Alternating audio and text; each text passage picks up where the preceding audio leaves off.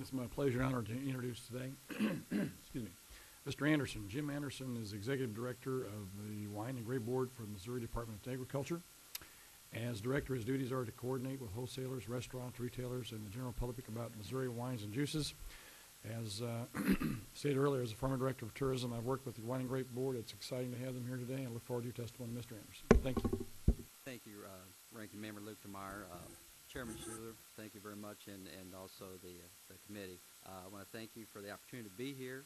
My name is Jim Anderson. I'm the Executive Director for the Missouri Wine and Grape Board in Jefferson City, Missouri.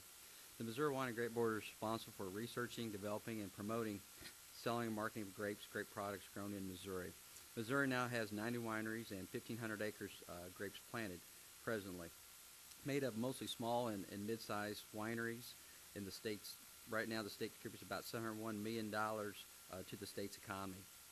As an emerging and growing specialty crop industry that is populated by small and family farms, we are pleased to see the mandatory funding for specialty crop programs is included in the Farm Bill, considering specialty crops now that make up 50% of the current farm gate value for the United States, providing money for research, marketing, quality improvement, and good investment for agriculture and the future of small farms. We are particularly pleased to see the inclusion of specialty crop block grant program, in addition to Clean Plant Network as permanent programs in the Farm Bill. These two programs that Missouri wine and grape industry will directly benefit from. The Specialty Crop Block Grant Program is initially established a standalone program in 2001, but since that time these grants have been used by the industry nationwide for marketing, research, and wine trails, establishing wine and cuisine partnerships, developing online educational manuals for new and existing wineries and growers, procurement for more efficient wine processing equipment, and other projects to help the industry producers. Missouri began using specialty crop block grants in 2004 by funding a multi-year project with a goal of reducing shortage of adequately educated young people entering the wine and grape industry. A network of grower-based demonstration vineyards stretching across Missouri, the Missouri River Hills region, west central part of the state, allows local FFA chapters, vocational ag classes in high school, and producers participate in these on-farm demonstration programs, which gives the tools to start their own vineyards in the state. In fiscal year 2008, Missouri Department of Agriculture started a specialty crop grant program calling for projects to enhance Missouri specialty crops. One special project is a voluntary online registration database for farmers such as grape growers, organic growers, vegetable farmers, and other producers of pesticide-sensitive specialty crops to alert applicators of crop locations. This will help prevent danger from crop by legal applicators and co-ops that commercially spray. Presently, fiscal year 2009, grant application flows are being collected at this time for the state specialty crop block grant program.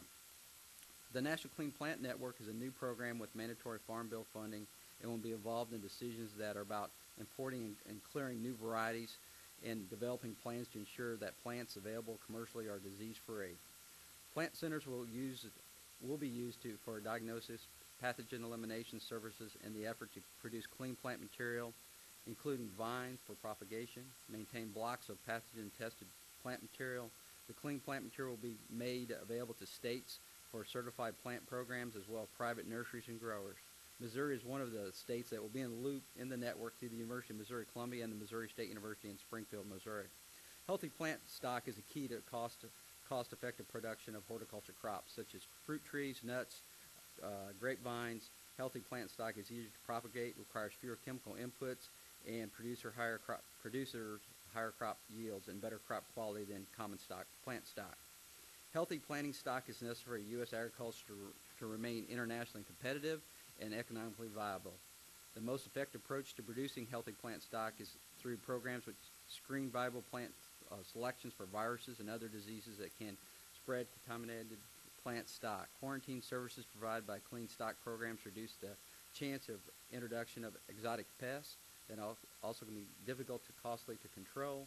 For example, cost planting a vineyard is $10,000 to $15,000 per acre in Missouri, and these vines do not bear fully mature until the 5th year. A grower generally plans to have those vines producing for about 30 years. Therefore, if a disease shows up and destroys part of the crop in, say, 8 growing years, the grower has not only lost productive years, but also is faced with tremendous cost of replanting. Having a clean plant stock generally eliminates the risk of such a loss. The grape and wine industry economic is significant in areas not affected in most agricultural industries. When wineries are built, beds and breakfasts are also put in. Restaurants, hotels, gift shops, artisans, and other tourist attractions soon follow. As these industry matures, the cluster of tourisms are developing and developing statewide. The industry also benefits from other businesses such as oak barrel businesses in Missouri, stainless steel tank manufacturers, chemical and equipment dealers, wine wholesalers, and retailers in the state. This rural economic development is common and can be seen in other states such as California, New York, and Oregon. Presently, about 1 million people hit Missouri wineries every year as far as tourism. A tourism cluster develops in these rural areas. Small producers and businesses can grow and helps benefit the area. In 2007, the Missouri wine industry paid about $39 million in state taxes and $28 million in federal taxes and provided over 6,000 full-time jobs. Missouri's 1,500 acres of vineyards and 90 wineries are made up of small farms and averaging less than 15 acres of grapes, and family wineries over about 10,000 gallons what they produce. Data indicates that the grape wine production in Missouri offers sustainable growth in jobs, income, and tax revenue to the state. With 8% of the wine market share currently being served by Missouri wineries, opportunity for growth is excellent. In conclusion, Missouri Wine and Grape Board strongly supports the Farm Bill and the specialty crop industry in the United States. Thank you for the testimony.